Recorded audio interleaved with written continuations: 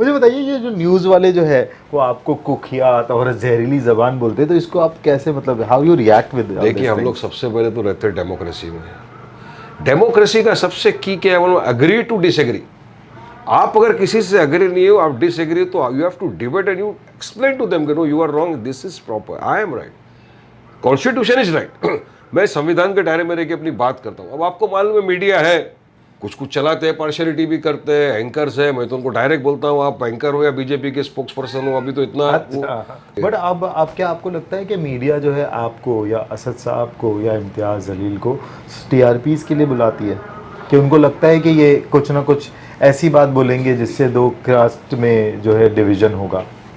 ये देखिए, डिवीजन की बात नहीं है, बात ये है कि मीडिया के पास समझो एक टॉपिक है, जैसे फर्ज कर लो रेप का मसला है, तो हर इंसान यूनानिमस उस पर बात करेगा, कोई भी उसका समर्थन नहीं करेगा, लेकिन कुछ ऐसे लोग हैं जो रेपिस्ट को गार्डलैंड करते हैं, हारफुल पिलाते हैं, इलेक्शन में टिकट देते हैं चुनाव लड़ने के लिए, तो हम उनके अगेंस्ट, हमको इंसाफ की बात करें। किसी का मॉब लिंचिंग हो गया तो मैं बोलूँगा ना कि संविधान के अंदर अगर आपको लगता है कि किसी ने गलत किया है, उसको उठाओ, कोर्ट में ले जाओ, फांसी दे दो। आपको कायदा कानून हाथ में लेने का अधिकार किसी ने नहीं दिया, whosoever he may be, correct, correct, very true. किसी ने आपको अधिकार नहीं दिया। आप जबरन आप किसी को कोई ऐसे स्लोगन बुलाओगे जो उसके मजहब में नहीं है, तो वो भी गलत है, उस पर मैं आवाज़ उठाता हूँ।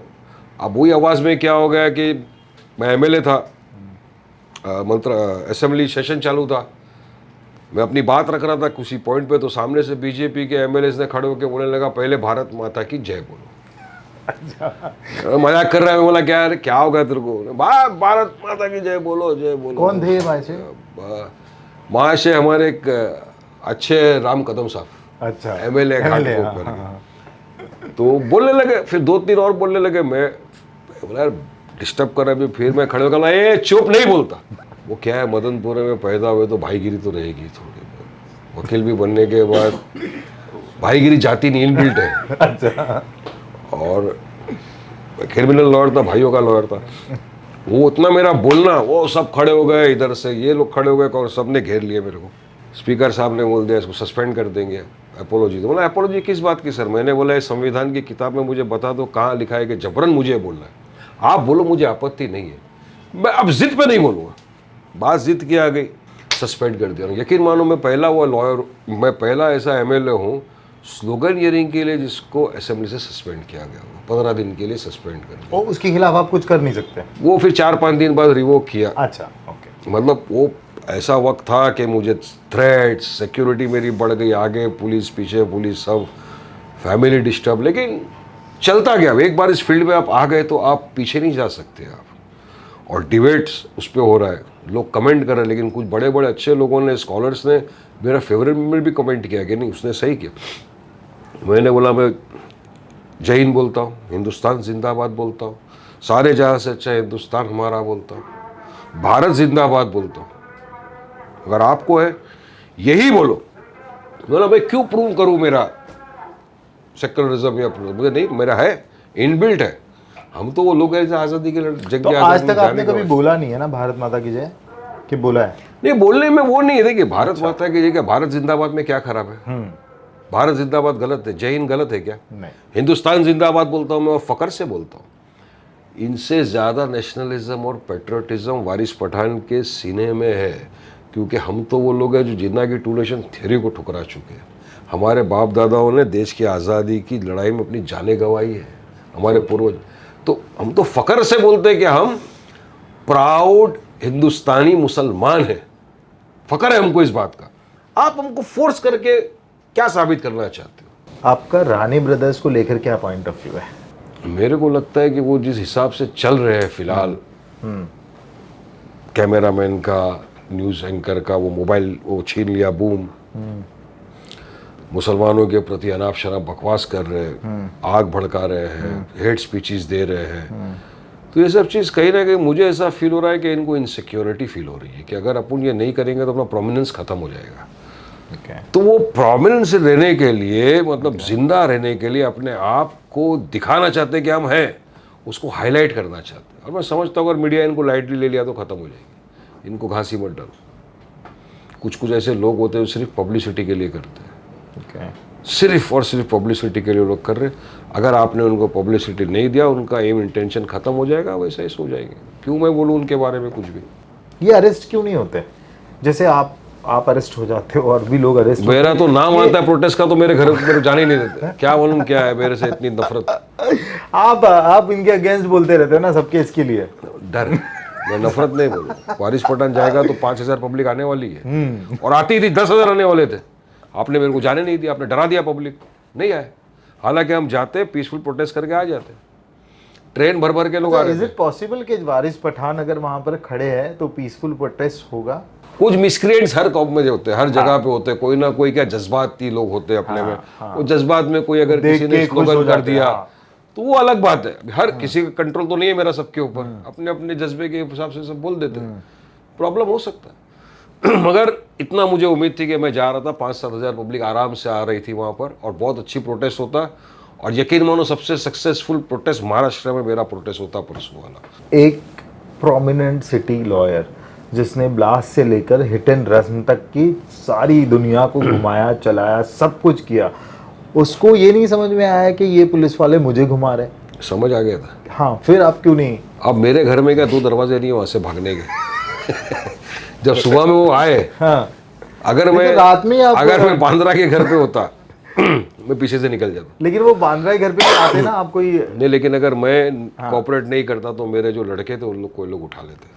अच्छा, ऐसा होता है? अरे मेरे लड़के लोग के घर पे चले गए, सबको पकड़ लेते हैं लोग जाके। सब बट ये होता है ऐसे कि आप हाथ नहीं लगे तो बाकी लोगों को लीगली उठा कहाँ है सकते वारिस हैं? पठान, कहाँ है वारिस पठान? ये जो मेरे काम कर रहे हैं साथ में, जो मेरे मैं बैठा, फिर मेरे को ये बोला ठीक है वारिस भाई साथ में चलेंगे अपन। अच्छा, किन्हें? सीनियर पे आई ने? अपनी गाड़ी में जाएंगे। अच्छा, बोला, ठीक है। हाँ, 3 मिनट आप खाली वहाँ पे खड़े रहो।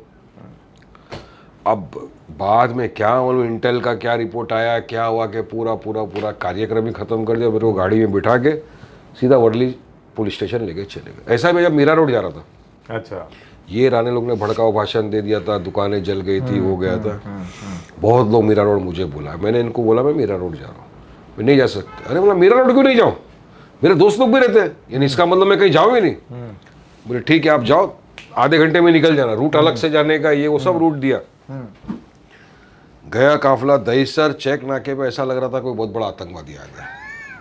ये लेन पूरा इधर पूरा पुलिस पुलिस पुलिस, आप रिटर्न भी नहीं जा सकते, हाँ, रिवर्स कैसा मारेंगे गाड़ी। हाँ, पुलिस वाला भी था, बोला साहब काय करूँ, बोला काय नहीं आता काय करे, आगे आगे पूरा के पूरा हम लोग पूरा घेर लिया हमको, पुलिस वालों ने पूरा घेराबंदी करके मेरे को वहाँ भी गाड़ी में डाल के पुलिस स्टेशन 2 घंटा बिठाए, चाय कॉफी ठंडा खाना जो खाना। मैं नहीं कर सकता हूँ प्रोटेस्ट, बाकी पूरे हिंदुस्तान में सब करेंगे चले। अभी जो नए लॉ के हिसाब से 15 से 90 दिन तक पुलिस जो है आपको जुडिशियल कस्टडी में रख सकती है, ये कितना जस्टिफाइड लगता है आपको?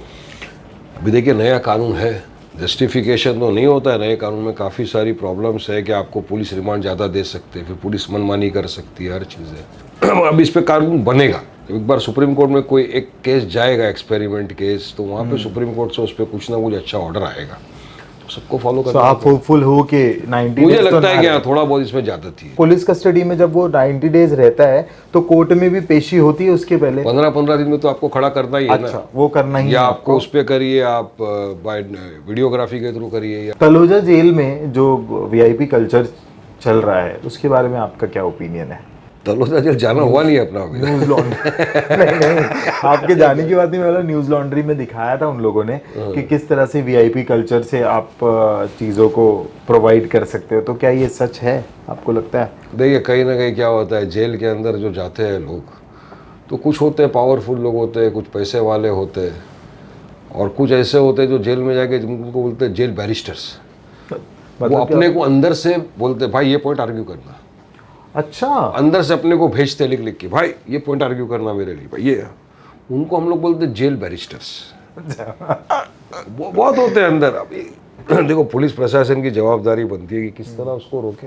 महायुति में जो इतना क्लैश चल रहा है अभी, जो अजित पवार जी या एकनाथ शिंदे को आपस में जो क्लैश चल रहा है, आपको क्या लगता है कि आगे क्या होगा? मुझे लगता क्या है कि अजित पवार महायुति के एग्जिट अंदर करेंगे? दरार तो ऑलरेडी पड़े चुके हैं, हाँ। क्योंकि अजीत दादा ने एक फंक्शन किया अभी 4 दिन पहले, तो ना शिंदे का फोटो था ना फडणवीस Exactly. का फोटो था। अब लाड़की बहन योजना चालू किया, मगर बहनों की तो सेफ्टी है नहीं, 4-4 साल की बच्चियों का रेप बलात्कार हो रहा है, किसी के खाते में पैसा पहुंचा नहीं पहुंचा पता नहीं है, काफी मतलब ये चल रहा है। और हो सकता है कि शायद कुछ सर क्या वो गिल्ट में है अजीत पवार की, यार मैंने गलत डिसीजन ले लिया इनके साथ हाथ मिला के, या सच में बीजेपी को उनकी वजह से डैमेज हो रहा है? ये इलेक्शन में ये देखा गया है कि आपका अजीत विश्लेषण? पवार का जो था परफॉर्मेंस खास नहीं रहा। अब एक सीनियर पॉलिटिशियन है अजीत पवार, उनको सोच समझ के फैसला लिया उन्होंने, जो भी किया है। जाने के पहले सोचा होगा ना कि इसका पॉजिटिविटी क्या है, नेगेटिव इम्पैक्ट क्या पड़ सकता है, सब सोच के फैसला लेते हैं वो लोग। अब उनको ऐसा लग रहा है कि वहाँ पे नहीं जम रहा है तो कहीं और जाएंगे। पॉलिटिक्स है, कहाँ जाएंगे? कभी इस डाल पे कभी इस डाल पे, कभी भी जा बट ये सकते हैं। दूसरी डाल खाली है, दूसरी डाल लेगी क्या? वही बोल रहा हूँ। अगर खाली हुई तो लेगी क्या? बिग क्वेश्चन ये, हाँ, हर बार नहीं हाँ, होता है। क्योंकि अगर क्योंकि वो दूसरी डाल की तरफ आप लोगों का भी प्रपोजल गया है, यू यहाँ also propose for MVA to join. ये हमने देखिए इनको कहा है कि आप हमारे को गठबंधन में लो, हमारे साथ चुनाव लड़ो, हमारा भी आज टारगेट वही है कि बीजेपी को हराना है। फिर अगर हमको आप नहीं लेंगे, फिर हम लड़ेंगे, तो फिर आप चिल्ला पुकार करोगे कि हमारे वोट काट रहे, ये कर रहे। हमको चुनाव तो लड़ना ही है ना, हमको साथ में आ जाइए, सीट शेयरिंग की बात करिए, जो भी है बात करो। अब वो लोग हाँ सोचेंगे करेंगे, ये सब बातचीत चल रही है हायर लेवल के ऊपर। शिवसेना और AIMIM, इनकी दोनों की पार्टी लाइंस जो है वो बहुत डिफरेंस है इनकी। अब जो सेक्युलरिज्म तो रहा ही नहीं, शिवसेना कांग्रेस के साथ जा सकती है तो फिर क्या रह गया, कांग्रेस शिवसेना के साथ चलेगी। लेकिन आपको कोई प्रॉब्लम नहीं है अगर आपको कल MVA ज्वाइन करना पड़ता है तो? बिल्कुल, हम तो चाहते हैं महाविकास आघाड़ी के साथ में गठबंधन हो हमारा, हमको हमारे हिस्से की सीट मिले, साथ में मिलकर लड़ेंगे, मोदी को हराएंगे। सर बिग बॉस में जाना चाहोगे क्या, अगर ऑफर आएगा आपको तो? बिग बॉस में अगर मैं चले गया, समझो ऑफर आ गया, अभी तक तो आया नहीं, अगर चले हाँ, गया अगर ऑफर आया तो हो सकता है घर से मुझे मेरी वाइफ निकाल दे। क्यों ऐसे? ऐसा क्या करने वाले हो सकता है, अरे वो बिग बॉस में सब साथ में। बट देखा है आपने कभी बिग बॉस का एक एपिसोड, आधा एपिसोड? आपने तो सलमान खान को रिप्रेजेंट किया एक केस में, हिट एंड रन के Hit टाइम and पे run मैं के था time जब पे। बिग बॉस का क्या, मैंने पहले जब ये आता था सलमान खान का, तो एक दो कुछ ऐसा मैंने। सर मुझे बताइए कि as compare to Maratha OBC, क्या मुसलमानों को भी रिजर्वेशन की ज़रूरत है? देखिए, मुसलमानों को आप बोलोगे रिलीजन की बुनियाद पे हम लोग मांग भी नहीं रहे, हम मुसलमानों के बैकवर्डनेस पे रिजर्वेशन मांग रहे हैं। जो Sachar committee, Mahmoodur Rahman committee, Ranganath Mishra committee ने कहा कि मुसलमान सोशली इकोनॉमिकली बैकवर्ड है, उसको रिजर्वेशन मिलना चाहिए। और इतना ही नहीं, मुंबई की उच्च न्यायालय, मुंबई की हाई कोर्ट ने कहा कि मुसलमान को 5% रिजर्वेशन एजुकेशन में देना ही चाहिए, सरकार नहीं दे रही है 10 साल से। बट वो है ही नहीं। हाँ, मैं तो असेंबली के अंदर बार बार रिजर्वेशन का मुद्दा उठाया हूँ, लड़ा हूँ कि मैं रिजर्वेशन वारिस पठान अपने बेटे के लिए नहीं मांग रहा है, मैं रिजर्वेशन उनके लिए मांग रहा हूँ जिन माँ बाप का अरमान है कि हमारा बेटा बेटी पढ़ लिख के IAS ऑफिसर बने, राज्य का नाम रोशन करे, देश का नाम रोशन करे।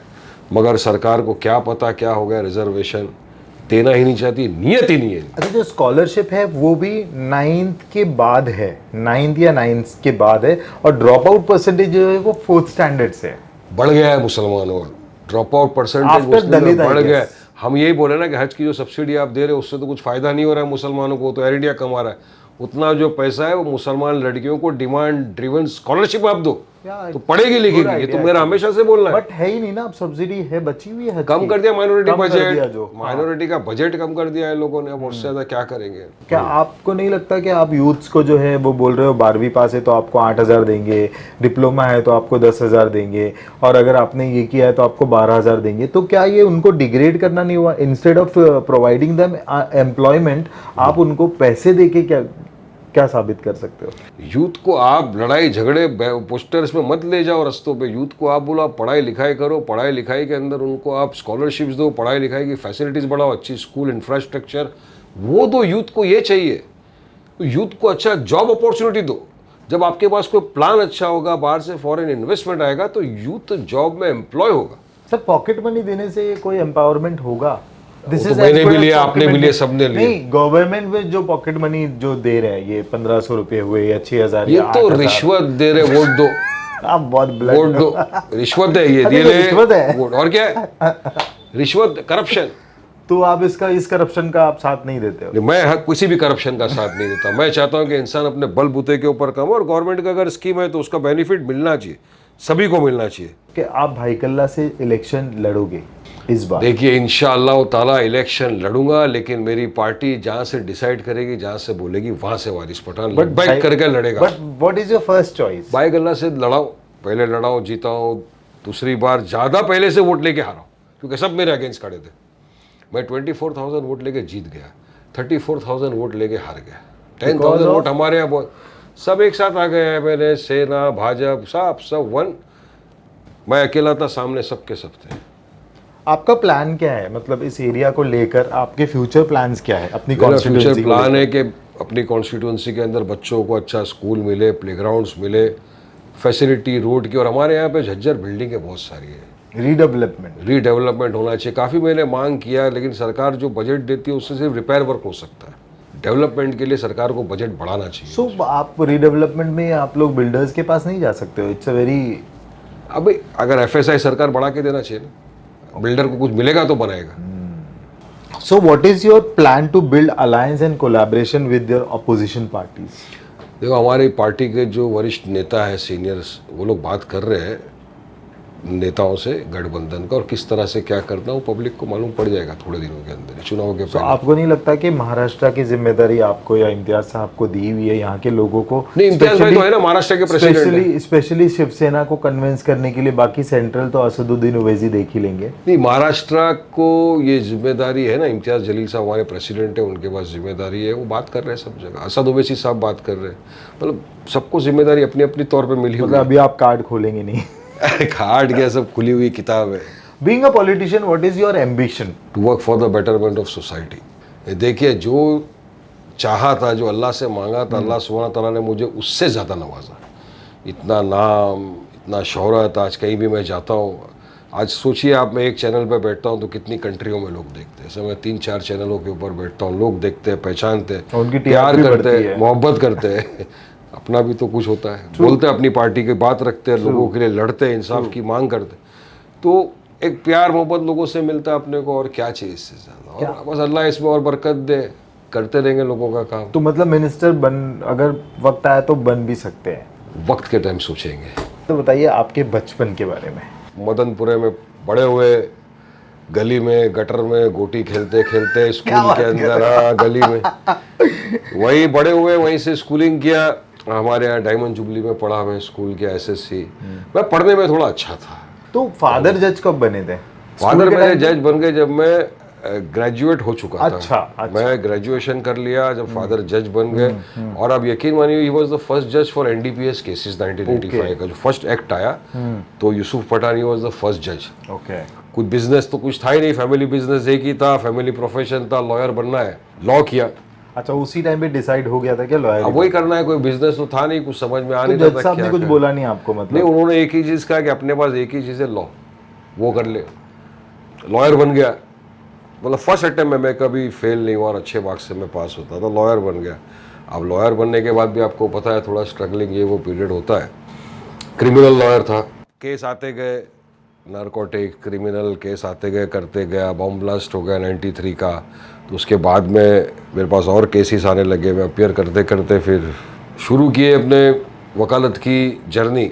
फिर मदनपुरे से लॉयर केस के थे मेरे, फिर शादी भी कर लिया। हाँ, बस सही पॉइंट पे है। मेरे को शादी जहाँ मैंने पे आना किया, था। हाँ शादी थोड़ा तो ये मेरा लव मैरिज थी, अरेंज मैरिज थी, क्या थी? लव मैरिज था। लव हो गया तो ये हुआ कि वो जो मेरी वाइफ का फैमिली था जी। वो पूरे के पूरे US बेस्ड। ओह। वाइफ मेरी बॉम्बे में थी, उसके पेरेंट्स, भाई वगैरह, बहन सब US में थे, वो यहाँ थी। और फिर ऐसा था कि क्या लॉयर अभी अड़का खड़का क्या करेगा। मैं बोला फिक्र नहीं करो, मैं यहाँ तो नहीं रुकूंगा, मदनपुरे में घर लूँगा इंशाल्लाह, फिर शादी करूँगा। तो 1-2 साल ऐसा ही चला, ऊपर वाले ने हाथ थामा, बांद्रा में घर लिया, सबको ले गया बैंड्रा। और यू वोंट बिलीव, जो मेरी फर्स्ट शादी की रात थी, मैं फर्स्ट रात मेरे नए घर में जाके रही, बैंड्रा में। डॉटर भी मेरी लॉ कर रही है। Cool guys, they are just. अच्छा, पूरी फैमिली जो है वो लॉ में है। पूरी फैमिली, मतलब मैं बेटा बेटी, मतलब आप कभी लॉ। अरेस्ट वरेस्ट होते होंगे तो इन लोगों को चाहिए नहीं, अरे आ जाएंगे घूमने मेरे फिरने बच्चे गए हुए, आ थोड़ा जाएंगे। घबर जाते रहे, डैडी ये क्या हो गया, मतलब यार बेटा एक चीज समझ ले, अभी अपन पॉलिटिक्स में आ गए हैं तो कुछ ना कुछ होता रहेगा। तो 14 से लेके अब तक है ना अपना कल्लू से कालिया का सफर शुरू हो गया है बेटा। क्या ये कुल्लू से गा दिया? अब मैं आपको बताता हूँ मैं इसमें कैसा है, बड़ी दिलचस्प बात है, ये यही भी अगला सुनने वाली सवाल था बात है। मेरा ये, कि वो एक्सीडेंटल पॉलिटिशियंस, बिल्कुल हूँ मैं। पॉलिटिशियन बॉय एक्सीडेंट क्यों बोलते हैं? I was the right person at the right time for the right purpose at the right place, ये हो गया। उसमें ऐसा था कि मैं कोई सियासत में नहीं था, और यकीन मानो जब 2014 का चुनाव आए, मैं, मेरी फैमिली और मेरे दोस्त फैमिली, हम लोग सब टर्की में मैं हॉलीडे बना रहा था। मुझे अभी भी याद है वो वक्त, मैं कैपेडोकिया में था। अच्छा। तो मुझे यहाँ से मेरे एक दो दोस्तों के फ़ोन आए बम्बई से, अरे यार कहाँ है? मैं बोला मैं बाहर हूँ। क्यों, क्या हुआ? बोला कब आने वाले हैं बॉम्बे? बोले मैं आऊँगा 3-4 दिन बाद आने वाला था बस। बोले वो इलेक्शन लड़ेगा क्या? फारिश भाई बोल, बोला क्या, क्यों इलेक्शन, क्या है इलेक्शन का?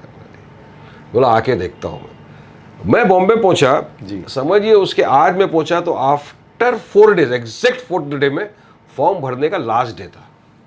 ओके। मैं आया यार पे मिला सबको, तो बोले भाई बाईकल्ला से लड़ना है। बोला यार बैंड्रा में रह रहा हूँ, बाईकल्ला छोड़े को काफ़ी ज़माना हो गया, मगर हाँ दिल में तो बाईकल्ला बसा हुआ है, अपने लोग हैं मदनपुरे में, सब दोस्त बिरादर सब है। तो बोले यार लड़ना है। बोला कि वहाँ भी बाईकल्ला में सिटिंग MLA है, बोला कांग्रेस के, गावली है, बीजेपी का वेव है। बोले नहीं यार लड़ दो। पार्टी कौन सी है? तो बोले AIMIM कुछ बताया, ऑल इंडिया मजलिस। मैं बोला यार कौन सी पार्टी है रियल में? क्योंकि नाम नहीं सुना था। मैं रियल में मेरे नहीं। बोला यार ये वो तो नहीं। बोले नहीं वो आपकी अदालत में आए थे असद ओवैसी और रजत शर्मा के साथ बोल रहे थे। बोला हाँ। फिर बोला अच्छा ये वो तो पार्टी नहीं है जिसमें वो अकबर भाई थे जिनका एक स्पीच आ गया था? बोले हाँ ये वही पार्टी है और अकबर ओवैसी बॉम्बे में है, तो हम तुमको मिलाना चाहते हैं। मैं कहा यार चलो कल मिलते हैं। बोले नहीं चलो आज बारिश में 2 दिन ही बचा है फॉर्म का। यकीन मानिए मैं पहली मरतबा बलवास होटल है बिलासिस रोड पे, वहाँ गया तो अकबर साहब से मुलाकात हुई मेरी। बोले यार लड़िए वारिस भाई। और अकबर भाई वॉज डैशिंग, एकदम पर्सनालिटी फर्स्ट क्लास। बोला सर फर्स्ट टाइम है मेरा, मैं तो एडवोकेट हूँ, मैं कभी इलेक्शन में इतना इंटरेस्ट भी नहीं लिया, कोई पॉलिटिकल पार्टी से मेरा अफिलिएशन भी नहीं था। अरे लड़िए, इलेक्शन लड़ना चाहिए, क्या होगा ज़्यादा में ज़्यादा, हारेंगे, 4th पोजीशन पे आएंगे, 5th पोजीशन में आएंगे, लेकिन एक्सपीरियंस होगा और आपको लड़िए, मैं हूँ साथ में। मैं बोला चलो यार कर।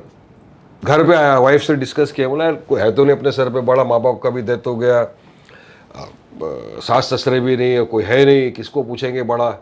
तो वाइफ से डिस्कशन किया तो बोले तुमको कभी इलेक्शन में वोट दिए? बोला वोट तो डालते अपन जाके 2-3 बार दिए। प्रोसेस कुछ पता है? बोला कुछ नहीं मालूम है, सब देख लेंगे, एक्सपेरिमेंट चलो करते हैं।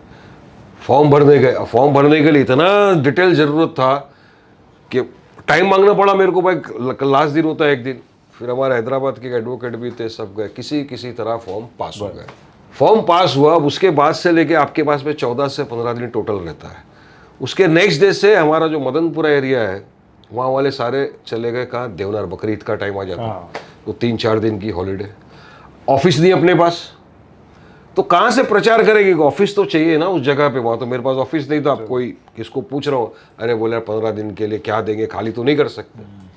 मेरे एक दोस्त का अख्तर वाला का गोडाउन था वहाँ पे क्लेयर रोड पे बाईकल्ला।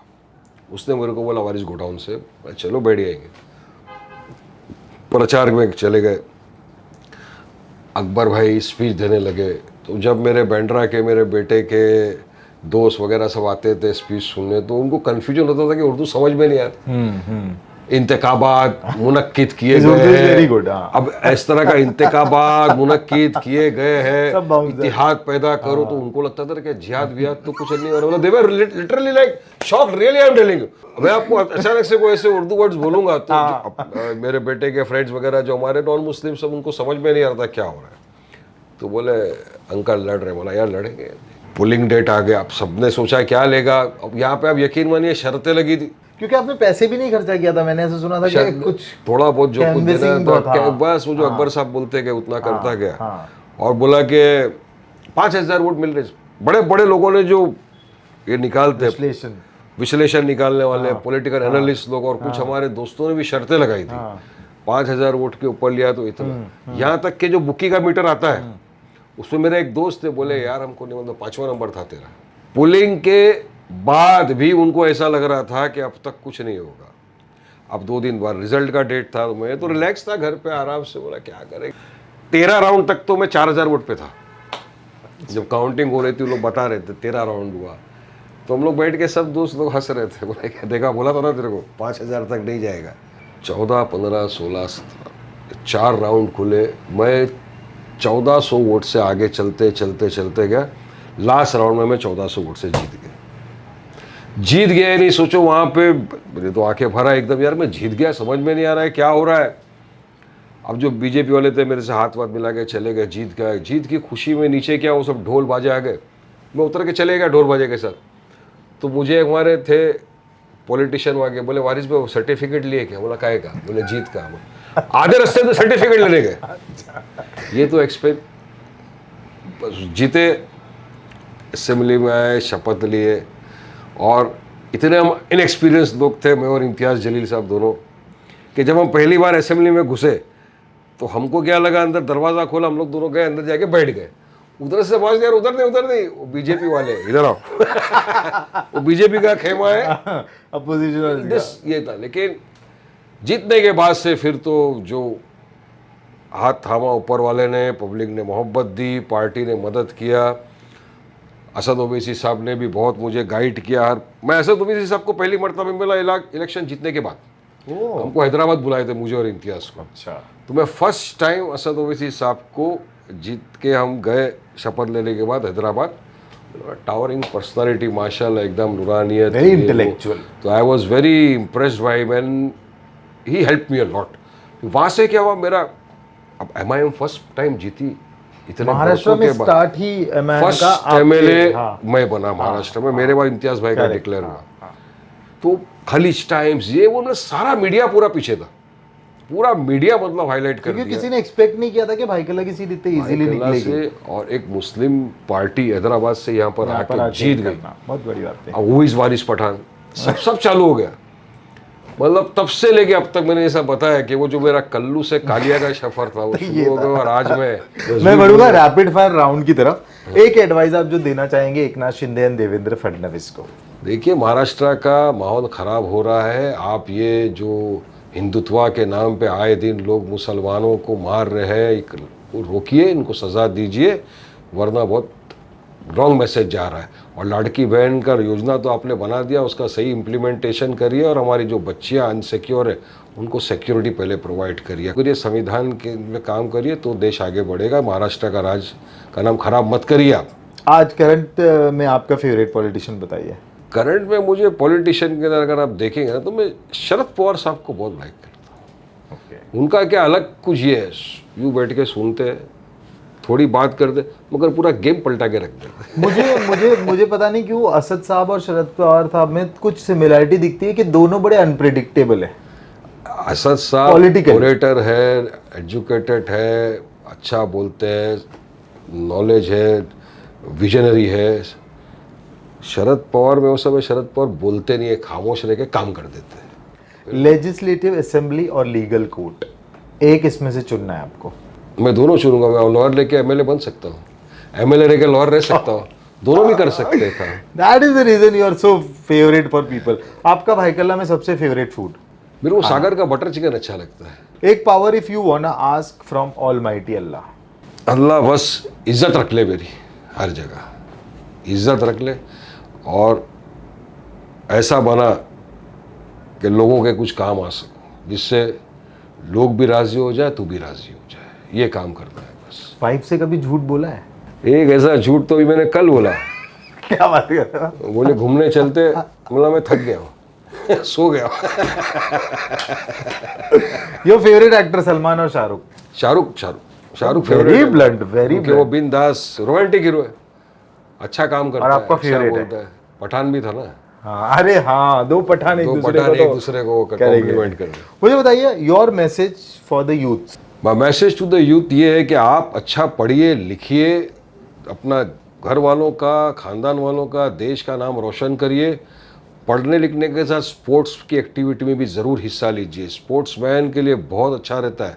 और आप ये भूल जाइए, पॉलिटिशियन के चक्करों में ये स्टेज पे नहीं पढ़ना। जब पढ़ लिख के कुछ बड़े हो जाओगे, उम्र में आ जाओगे, तब आप पॉलिटिक्स में एंट्री करने की सोचना, और एंट्री करना भी चाहिए। पॉलिटिकल एम्पावरमेंट होना चाहिए, पॉलिटिक्स में हिस्सा लेना चाहिए, और हमेशा डेमोक्रेसी के लिए संविधान के दायरे में रहकर अपनी बात रखते रहिए। झूठ, गलत, फास्ट आगे बढ़ने का सहारा मत लो। Slow and steady wins the race. अलविदा, अस्सलाम वालेकुम, जय हिंद, जय महाराष्ट्र, हिंदुस्तान जिंदाबाद।